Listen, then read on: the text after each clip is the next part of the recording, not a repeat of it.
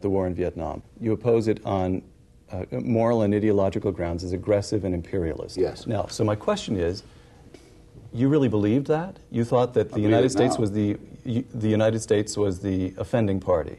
I would affirm it now. In fact, with greater knowledge and infinitely larger depth of evidence to draw upon, yes. That the Chinese, the Soviets supplying the North Vietnamese were the good guys in this one? I think the hardest thing probably to get people to remember now, even though they must remember it at the time, or should, is that the official reason given for intervention in Vietnam, well, there were several, and they kept changing, but one of them was that it was to stop Chinese expansionism into the Indo-Chinese Peninsula. That's now considered so ridiculous, and it's so self-evidently untrue, that it's hard to remember that that was one of the official alibis. Are you saying that it was untrue and known to be untrue at the time? Well, whether or not Mr. Rusk, say, believed that a South Vietnamese post-French colonial buffer state, guaranteed and underwritten by the U.S., was an insurance against Chinese expansionism or not, I don't know. But I do know that that's what he maintained. It seems fantastic, doesn't it?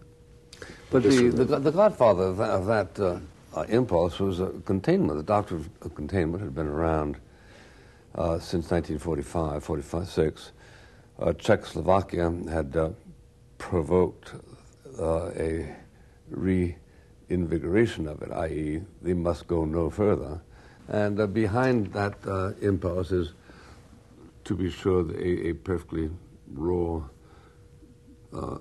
colonialism, which is everywhere displayed, but also the threat of China doing what they did in Korea 10 years earlier. On this containment question, yes, as well as containment, in other words, the reaction to the Stalinization of Eastern Europe, there was also something that had been going on during and after the Second World War, namely and unnoticed because it could be assimilated under the rubric of containment or anti-communism, which was the United States becoming, without a vote or really much of a debate on the subject, the successor state to the former European empires, okay, to the British in part of the Mediterranean and the Middle East, especially after Suez in '56, to the French in Indochina, which is my main point. You're not going to let him get away with calling us an empire, but also to the Portuguese. I'll flip this one to you in a moment. Go ahead. To the French in and the Belgians in the Congo, to the French and Portuguese, and even in the Dutch in Indonesia. Remember the coup in Indonesia in '65. Now, the origin of what sometimes called the morass or quagmire in Vietnam is the decision by Eisenhower and Dulles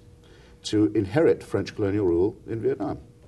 That's really the situation. The United States put itself in the position of being a classical colonial imperial power. I don't myself believe that they had a prayer of reversing that verdict by continuing to bomb and destroy more of Vietnam than they actually did. And remember, they covered it pretty much from end to end. I don't think we really say there wasn't enough violence used on the Vietnamese, can you? Well, it was suggested to President Eisenhower that we intervene to prevent Dien Bien Phu, and he resisted. He said no.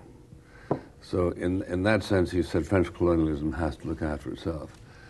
But looking after itself is different from being colonized by another entity, to wit, a Soviet entity, against which we were globally engaged.